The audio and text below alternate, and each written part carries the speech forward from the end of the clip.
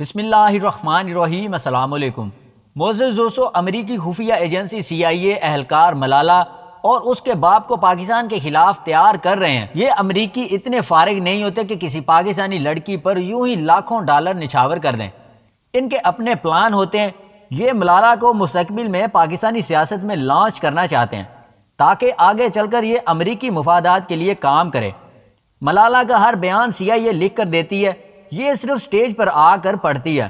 پاکستان میں ملالہ ڈرامہ رچانے کے پیچھے بھی یہی CIA تھی، جس نے ملالہ واقعے سے کئی ماہ پہلے ہی ملالہ کو اس کے گھر پر ٹریننگ دینا اور انگریزی بولنا سکھانا شروع کر دیا تھا۔ اس کا باپ سب جانتا تھا آگے چل کر کیا ہونے والا ہے، لیکن ملالہ ایک کم سن لا علم بچی تھی جس کو منصوبے کے تحت استعمال کیا گیا، اور یہ آج بھی اسی طرح پلان کے مطابق استعمال ہو رہی ہے۔ مزید ڈسکس کرنے سے پہلے اس ویڈیو کو لائک کر دیں، چینل پر نئے ہیں تو چینل کو سبسکرائب کر لیں اور ساتھ بیل آئیکن پر بھی کلک کر لیں، اور نیچے دیے گئی کمنٹ باکس میں بھی اپنی رائے کا اظہار ضرور کیجیے گا۔ دوستو، یہ میڈیا پر شلوار قمیض اور دوپٹے اوڑھ کر فوٹو شوٹ کرواتی ہے، جبکہ فارغ اوقات میں لندن کی سڑکوں پر ٹائٹ جینز اور ٹی شرٹ میں گھومتی ہے۔ اس بچی کو اس کے باپ نے بیچ ڈالا ہے۔ اس کا باپ اپنی بیٹی کو بیچ کر معمولی اسکول ٹیچر سے کروڑ پتی بن چکا ہے۔ ملالہ کی ماں آج بھی اپنے میاں سے اس بات پر لڑتی رہتی ہے، مگر میاں جی اس کی ایک نہیں سنتے، اور CIA کے پلان کے مطابق ملالہ کو کبھی کدھر تو کبھی کدھر گھماتے پھرتے نظر آتے ہیں۔ مغربی دنیا جو اسلام اور پاکستان کی سب سے بڑی دشمن ہے، وہ اتنی فارغ نہیں کہ کسی مسلمان لڑکی کو اتنی عزت و تکریم دیں۔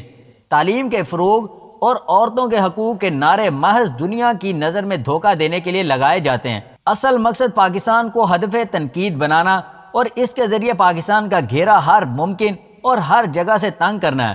پاکستان کو دہشت گرد ریاست کے طور پر دنیا کے سامنے پیش کرنا ہے تاکہ کل کو اقوام متحدہ کے ذریعے قرارداد پاس کروا کے پاکستان کے ایٹمی اثاثوں کو یہودی اپنے قبضے میں کر سکیں۔